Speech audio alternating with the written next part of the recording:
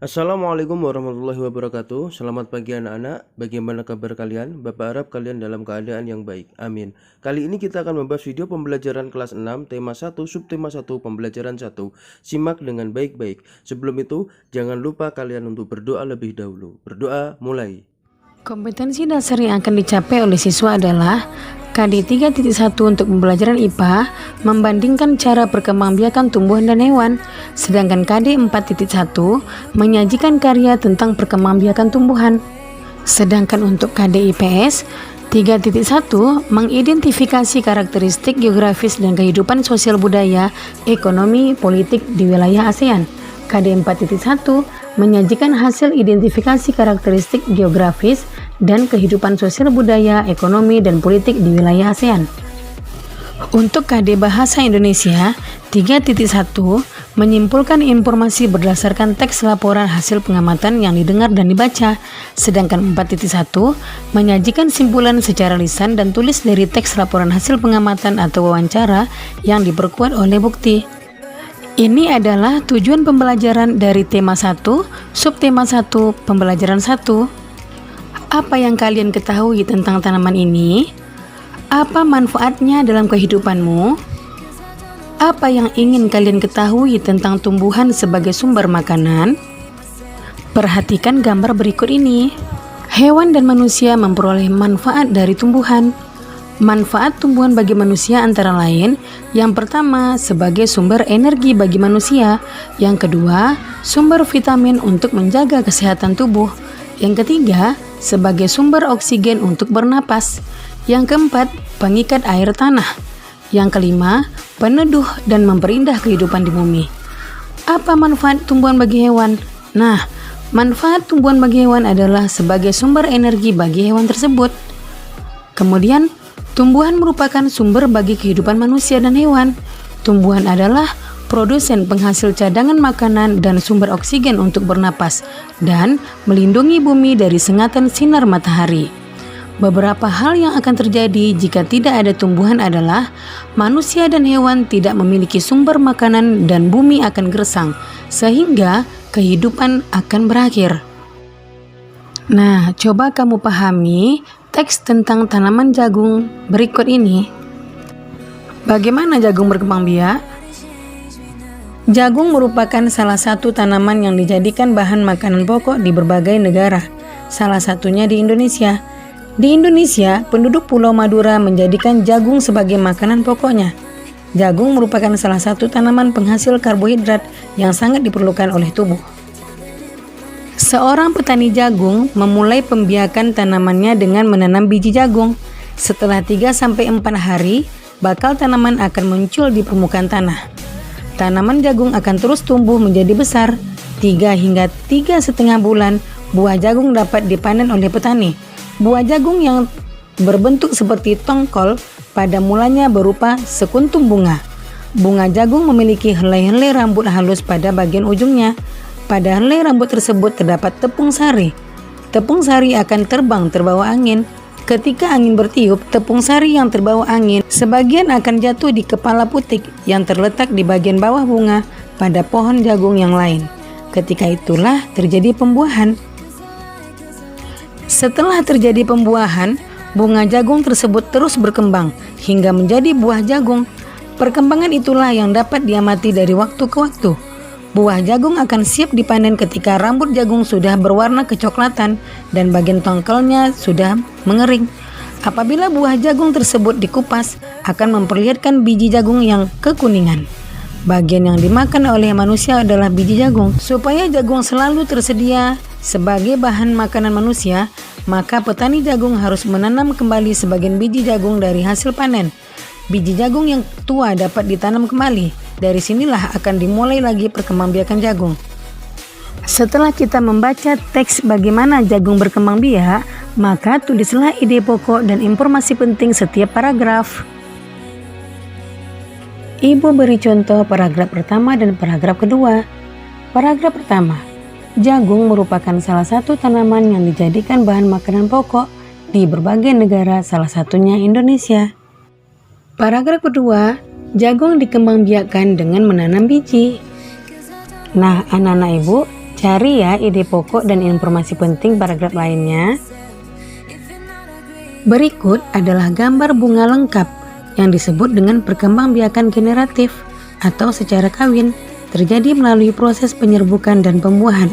Yang pertama bakal biji, yang kedua tangkai putik, kepala putik, tangkai sari, kepala sari, mahkota, benang sari, kelopak, dan dasar bunga. Macam-macam penyerbukan.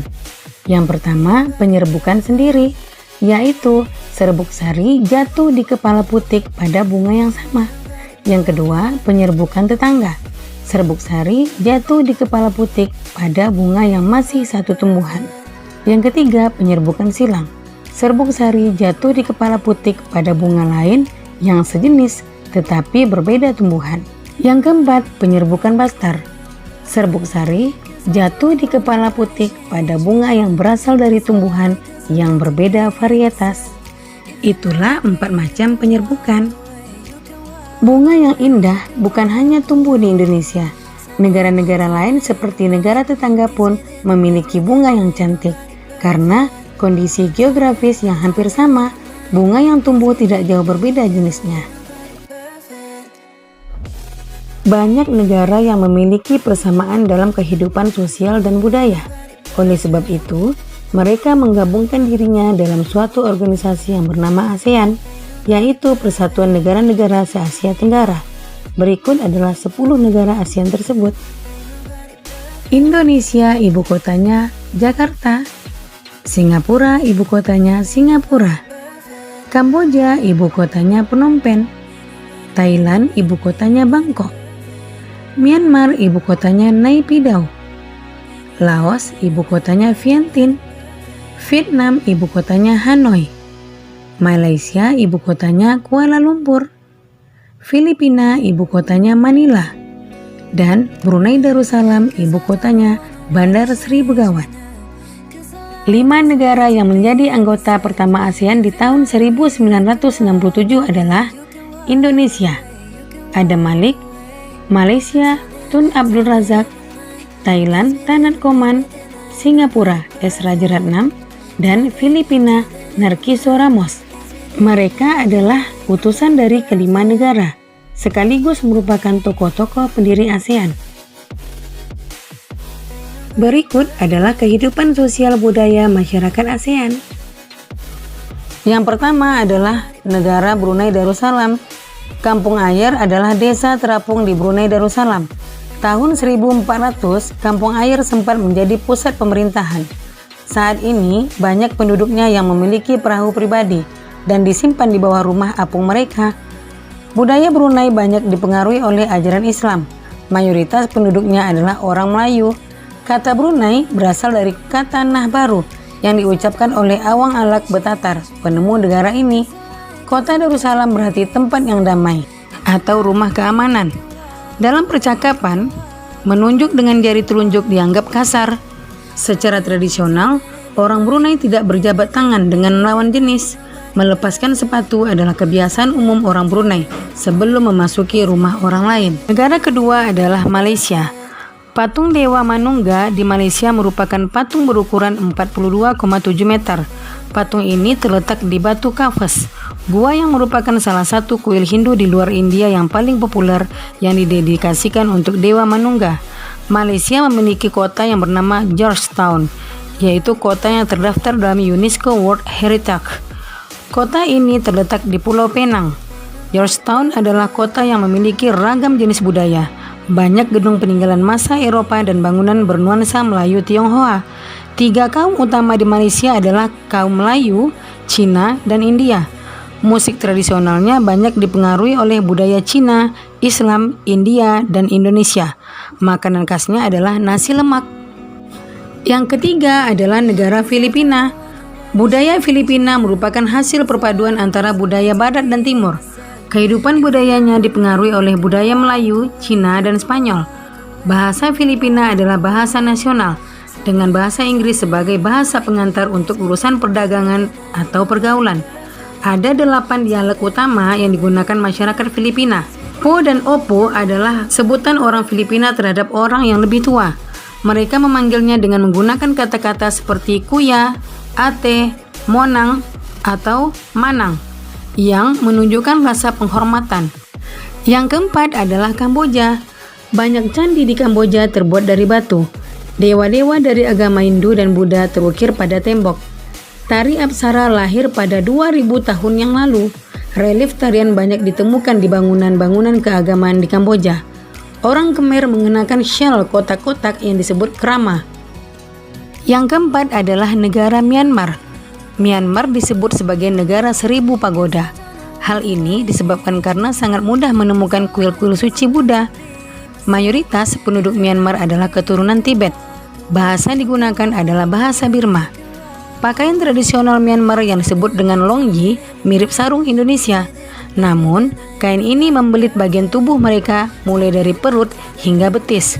Longyi yang berbahan kain katun bukan saja dikenakan pria dewasa, namun juga anak-anak dan wanita. Yang keenam adalah negara Vietnam. Permainan menangkap jangkrik dengan mata tertutup adalah permainan tradisional anak Vietnam. Anak yang berada di tengah lingkaran matanya ditutup kain, menangkap salah satu teman dan menebak namanya. Yang ketujuh adalah negara Laos. Nama Laos berhubungan dengan penemunya, yaitu Ai Lau. Orang Laos terkenal kesabaran dan kesederhanaannya. Hal ini terkait dengan ajaran agama Buddha yang banyak dianut masyarakatnya.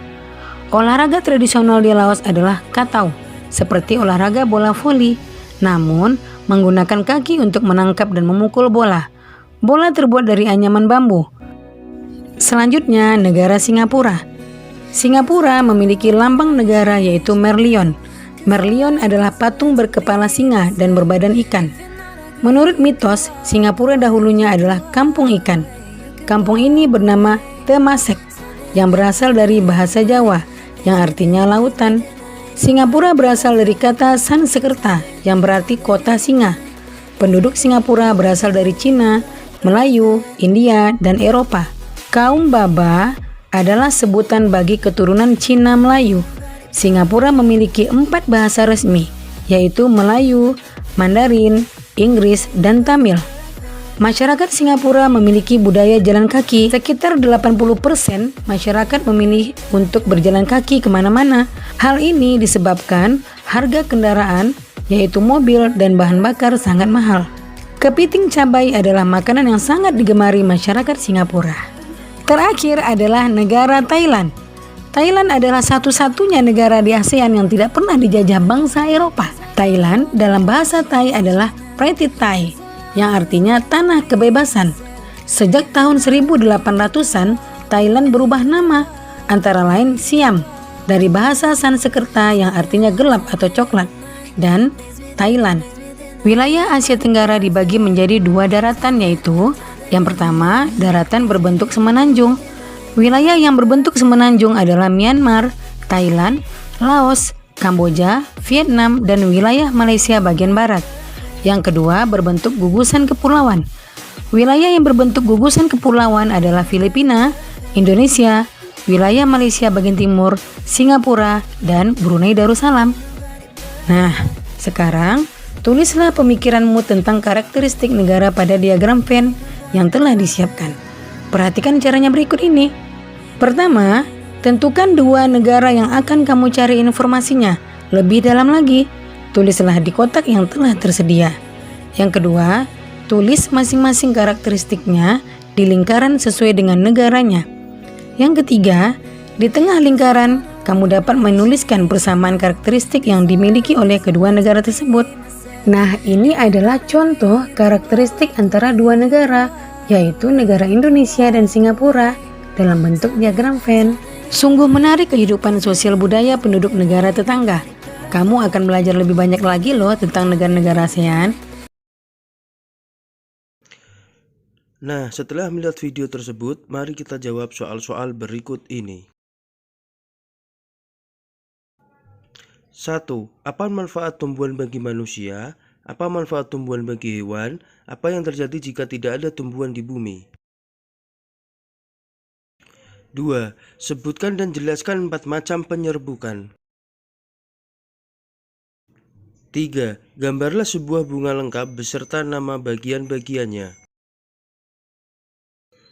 4. Tulislah ide pokok dan informasi penting setiap paragraf pada teks bacaan bagaimana jagung berkembang biak. 5. Apakah yang dimaksud dengan organisasi ASEAN? Sebutkan 10 nama negara beserta nama ibu kotanya yang menjadi anggota ASEAN. 6. Jelaskan 2 pembagian wilayah Asia Tenggara beserta nama-nama negara di dalamnya. 7. Gambarlah diagram Venn yang menjelaskan karakteristik negara Indonesia dan Singapura. Demikianlah video pembelajaran kali ini. Silahkan kerjakan soal tersebut dengan teliti. Segera kirim tugas kalian ke WA Pak Lili. Sampai jumpa. Wassalamualaikum warahmatullahi wabarakatuh.